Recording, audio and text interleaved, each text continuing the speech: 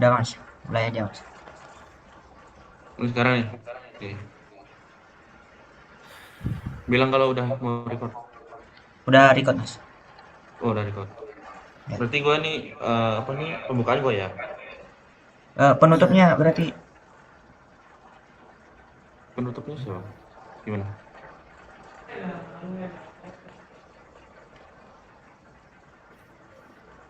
lanjut masnya aja penutupnya ya. Oke, oke. Aku penutup pembukaan nanti. Penutup sama Oke, pembukaanku. Ya udah, aku mulai ya. ya mas. Assalamualaikum warahmatullahi wabarakatuh. Pada kesempatan kali ini kami dari kelompok 4 ingin mempresentasikan hasil diskusi kami mengenai addressing resolution. Di sini saya sebagai moderator, nama saya Bakti Putra Pratama, NIM 330. Lalu teman saya ada Rian Nama Ahmad. saya Rian Ahmad Setiawan. Udah lanjutin, lanjutin. Nama saya Rian Ahmad Setiawan dengan akhiran NIM 082. Kenalkan nama saya Sandi Dwi Setio Putra dengan NIM akhir 506.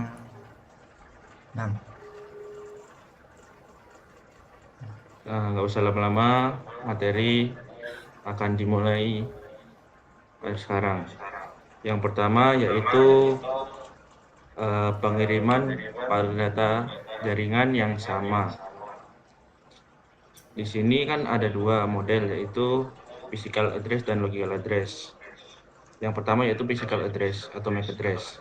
MAC di sini adalah alamat fisik dari NIC, yaitu Network Interface Card, yang digunakan untuk komunikasi NIC ke NIC atau antar jaringan, berlaku hanya di satu jaringan yang jaringan lokal atau LAN.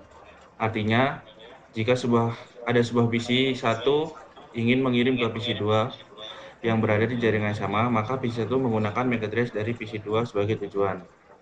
Yang kedua yaitu logical address atau IP address. IP di sini sebagai alamat logis dipakai untuk menentukan tujuan akhir, digunakan untuk mengirim data end-to-end dari PC pengirim ke PC tujuan. Berlaku untuk jaringan lokal maupun jaringan jauh LAN ke WAN. Artinya itu meskipun data dikirim ke perangkat yang berada dalam satu jaringan, IP tetap digunakan untuk menentukan siapa tujuan dari paket data tersebut. Terus di sini kita bisa lihat ada sebuah topologi di mana ada PC 1 dan PC 2. Di sini PC 1 sebagai pengirim memiliki IP 192.168.10.10 dan MAC AAA, sedangkan PC 2 sebagai penerima memiliki IP 192.168.10.11 dengan MAC 555. Keduanya di sini berada dalam subnet prefix 24, sehingga berada dalam satu jaringan, berarti komunikasi langsung tanpa router. Terus bedah paket struktur dari layer 2 dan layer 3-nya. Layer 2 atau Ethernet Frame Header ini digunakan untuk komunikasi antar perangkat fisik di LAN. Isi header yaitu destination MAC yaitu 555 MAC milik PC 2 karena paket dikirim langsung ke PC 2. Source MAC-nya yaitu AAAAA MAC milik PC 1 sebagai pengirim fisik. Yang selanjutnya yaitu layer 3 IP paket atau encapsulation di dalam layer 2. IP paket berada di dalam frame Ethernet. Slot IPv4-nya yaitu 192.168.10 yaitu milik PC 1, sedangkan destinasinya IPv4-nya yaitu 192.168.10.11 yaitu IP milik PC 2. Lalu selanjutnya yaitu pengiriman data ke jaringan jauh atau destination on remote network. Bisa kita di sebelah gambar yaitu ada topologi yaitu PC 1 akan mengirim PC 2 yaitu dengan melewati dua router yaitu R1 dan R2.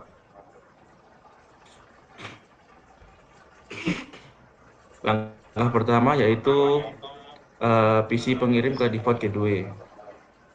Analisis alamat dari di sini ada skenario, yaitu PC1 ingin mengirim data ke PC2, tapi berbeda alamat IP-nya.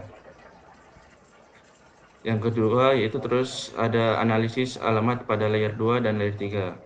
Pada source IP-nya yaitu 192.168.10.10 yaitu milik PC1, destination IP-nya yaitu 10.1.1.10 milik PC2 tetap.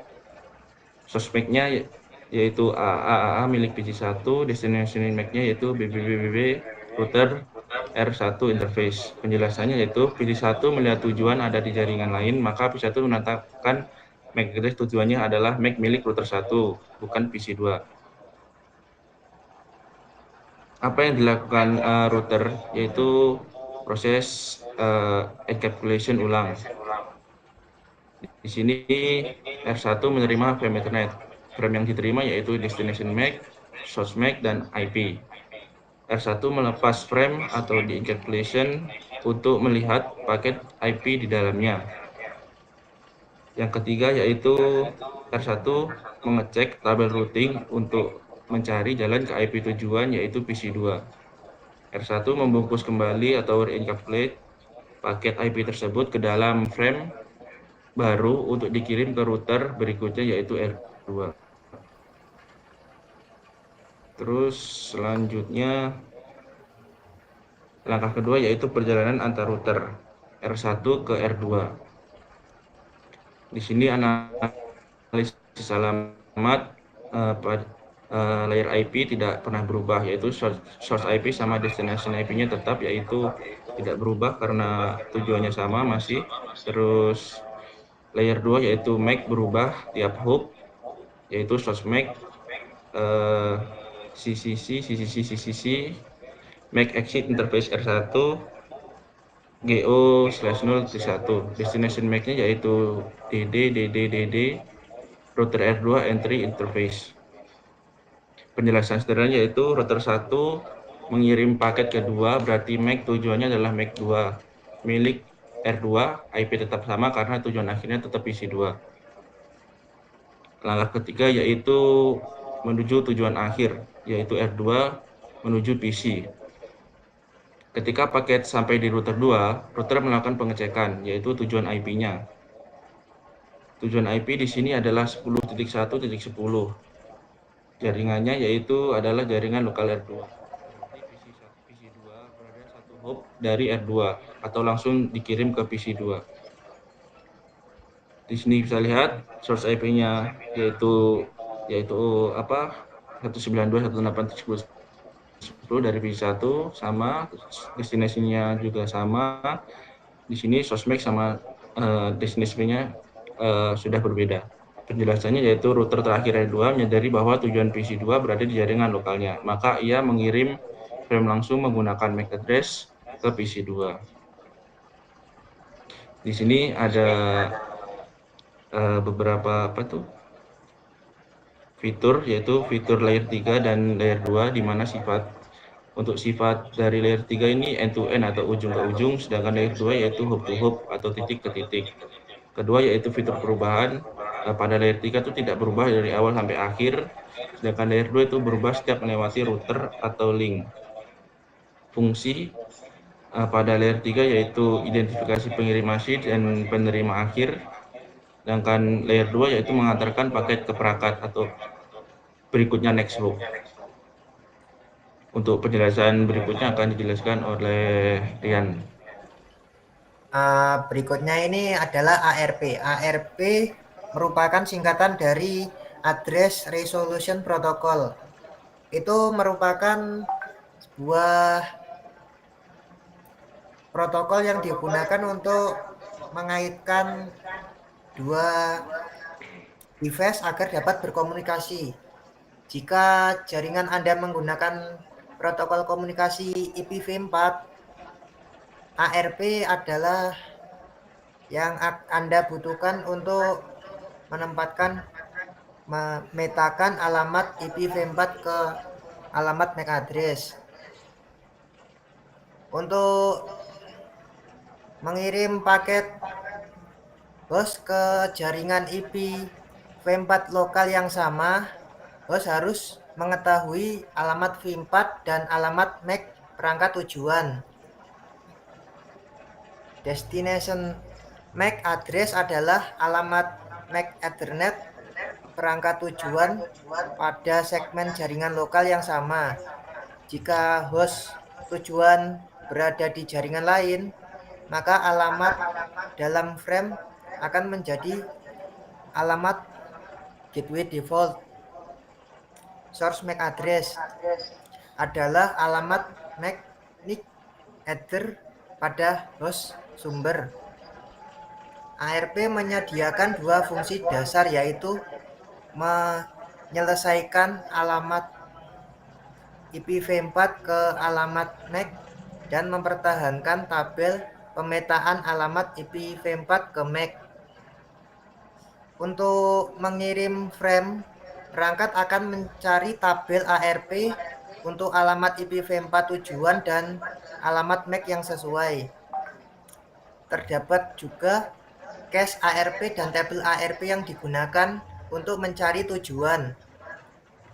Jika alamat IPv4 tujuan paket berada di jaringan yang sama dengan alamat IPv4 source, perangkat akan mencari tabel ARP untuk alamat IPv4 tujuan.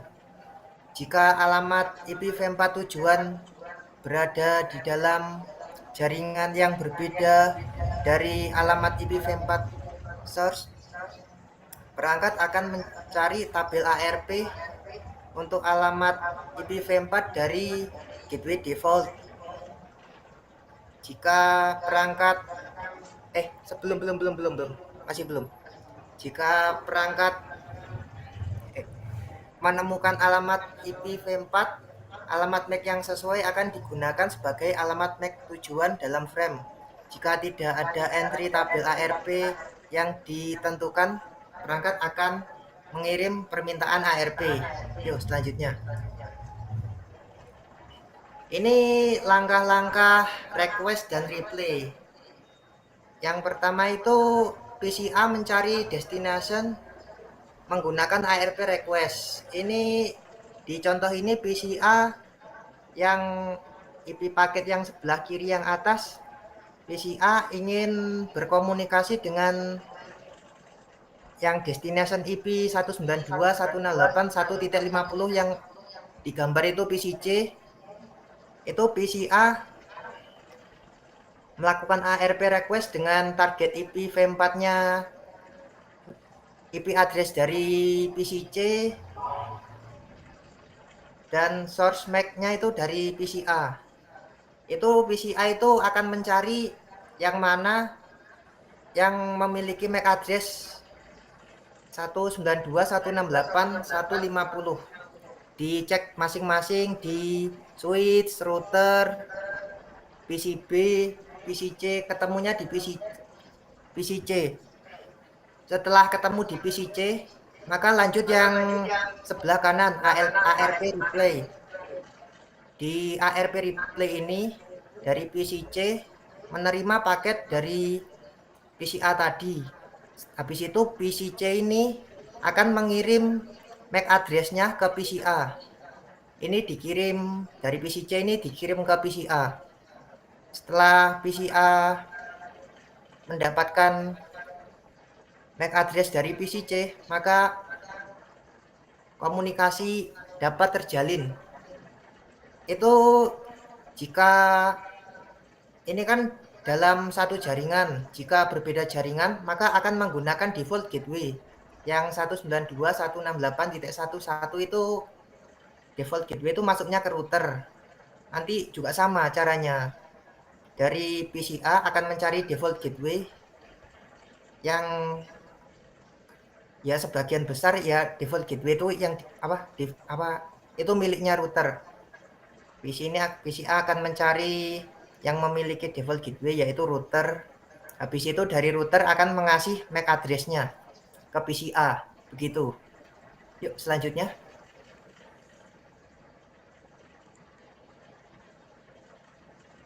Nah, ini adalah langkah-langkah untuk cek tabel ARP. Pada Cisco Packet Tracer di bagian router itu bisa klik routernya, enable, lalu klik show IP ARP untuk menampilkan IP ARP table. Pada Windows atau desktop, laptop itu kita buka command prompt dengan shortcutnya itu WinR, ketik CMD, enter. Lalu jika udah kebuka tampilan seperti gambar yang di kanan, ketikkan ARP spasi min A, habis itu enter. Nanti akan ketemu ini ARP tabelnya. Lanjut. Nah, selanjutnya itu ada masalah yang ada di ARP. Itu seperti ARP broadcast dan ARP spoofing. Pada ARP broadcast ini, jika permintaan ARP diterima dan diproses oleh setiap perangkat di jaringan lokal, jika beberapa perangkat mengakses jaringan lokal secara bersamaan, kinerja akan turun. Itu kan tadi kan kalau mau berkomunikasi dari PC yang satu ini, yang depan, dia akan nyari mana alamat IP address-nya untuk dimintain MAC address agar bisa itu berkomunikasi. Jika semuanya melakukan komunikasi secara bersamaan, maka akan terjadi seperti bottleneck itu. Karena semua jalannya penuh. Mungkin ya agak ngelek-ngelek dikit gitu bahasanya. Selanjutnya ada ARP spoofing. ARP dapat menimbulkan potensi resiko keamanan. Pelaku dapat menggunakan spoofing ARP untuk melakukan serangan ARP poisoning. Pelaku membalas permintaan ARP atas alamat IP V4 milik perangkat lain, misalnya default gateway. Tadi kan seperti yang ku jelasin tadi, dari user ingin meminta komunikasi data kan itu dia ngirim MAC-nya, nyari IP-nya, habis itu dari korban ini akan mengirim MAC address atau default gateway-nya. Jadi itulah cara ARP spoofing itu bekerja. Yuk selanjutnya. Oh, udah. Ya, di sini saya akan melanjutkan menjelaskan IP V6 Neckbroad Discovery. Di sini intinya Neckbroad Discovery ND adalah protokol kunci dalam IP V6 yang menggunakan pesan ICMP V6 untuk menggantikan fungsi RP dan sebagai fungsi router discovery yang ada di IP V4. Boleh dilanjut, Mas. Nah, lanjut di sini pengantar Neckbroad Discovery. Di sini definisinya ND adalah protokol IPv6 yang khusus menggantikan fungsi ARP dengan sebagai router discovery dari IPv4. Nah, di sini fungsi utamanya memungkinkan perangkat IPv6 dalam satu jaringan lokal untuk menemukan alamat hardware MAC address dari perangkat lain dengan alamat IPv6 yang sama. Di sini dijelaskan di gambar menunjukkan bahwa ARP yang digunakan adalah IPv4 untuk mencari MAC address digantikan oleh ICMP V6 dengan pesan Neckbroad Solicitation dengan Neckbroad Advertisement di IPv6. IPv6 menggunakan ND untuk melakukan resolusi alamat mencari MAC address dari IP address. Bisa dilanjut. Nah, di sini lanjut pesan kunci ND ICMP V6. Slide ini mengurai 5 jenis pesan ICMP V6 yang digunakan oleh protokol Neckbroad Discovery. Yang pertama itu adalah router solicitation. Host mengirim pesan untuk meminta informasi jaringan dari router terdekat, misalnya alamat gateway. Yang kedua, router advertisement. Router merespon RS secara berkala untuk memberi info konfigurasi jaringan. Ada prefix, hop, limit, default gateway kepada host. Yang ketiga, neckboard solicitation. Host meminta alamat MAC untuk berfungsi sebagai ARP request pada IPv4. Yang keempat, neckboard advertisement. Respon dari NS yang berisi alamat MAC perangkat tujuan berfungsi seperti ARP replay pada IPv4. Yang kelima, redirect. Router memberi tahu host tentang rute atau router lain yang lebih efisiensi untuk mencapai tujuan tertentu. Nah, di gambarnya ini menjelaskan 5 jenis pesan utama ICMPv6 yang digunakan untuk neckboard discovery. Yang pertama ada router solicitation untuk host mencari router. Yang kedua itu ada router advertisement. Router merespon dengan info konfigurasi. Yang ketiga ada neckboard solicitation. Host perangkat mencari MAC address tetangga. Nah, yang keempat ini ada neckboard advertisement. Perangkat merespon dengan MAC address-nya. Yang terakhir ini ada redirect. Router mengarahkan jalur untuk lebih baik. Bisa dilanjut. Nah, yang selanjutnya ada resolusi alamat ND, NS, dan NA. Prosesnya itu yang pertama ada pengirim ingin membuat dan mengirim pesan neckboard solicitation ke alamat multicast khusus perangkat tujuan. Contohnya itu ada 2001.db8.2.2a. Yang kedua itu ada perangkat tujuan adalah satu-satunya yang relevan dan akan memproses NS ini. Yang ketiga itu ada perangkat tujuan merespon dengan pengirim pesan neckboard advertisement yang berisi alamat MAC miliknya. Yang terakhir itu ada pengirim menerima. Host mengirim penerima NA mengetahui alamat MAC tujuan dan kini siap mengirim paket dan data di layer 2. Nah, di sini di gambar ini menjelaskan NS dikirimkan secara multicast ke solicited not multicast address untuk menanyakan MAC address dari IP tertentu. Yang kedua itu di sini tuh ada diterima secara unicast sebagai balasan yang berisi MAC address perangkat yang ditanyakan. Yang ini nih ada setelah resolusi data frame layer 2 dapat dikirim. Nah, saya dilanjut. Nah, yang terakhir ini ada konfigurasi otomatis RS dan RA. Nah, di sini slide terakhir ini menjelaskan bagaimana host IPv6 bisa mendapatkan alamat secara otomatis yang sering disebut SLAAC.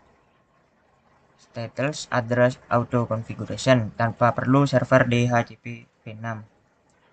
Terus proses kunci RS dan RA prosesnya sederhana.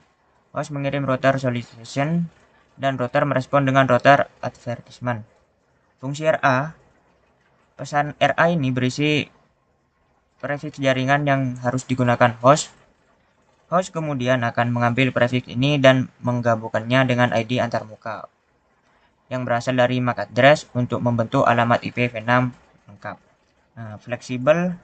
Selain itu, RA juga menentukan apakah host hanya menggunakan SLAAC saja atau perlu juga meminta informasi tambahan dari DHCP-v6. ND membuat konfigurasi alamat IPv6 menjadi sangat fleksibel dan otomatis. Nah, yang terakhir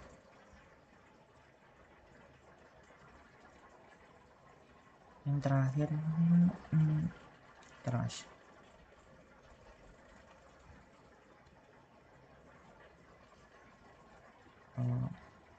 cukup sih, Mas. Terima kasih. Sekian dari presentasi dari kelompok 4 kami. Jika ada kurang kata, mohon maaf. Assalamualaikum warahmatullahi wabarakatuh. Waalaikumsalam warahmatullahi wabarakatuh. wabarakatuh.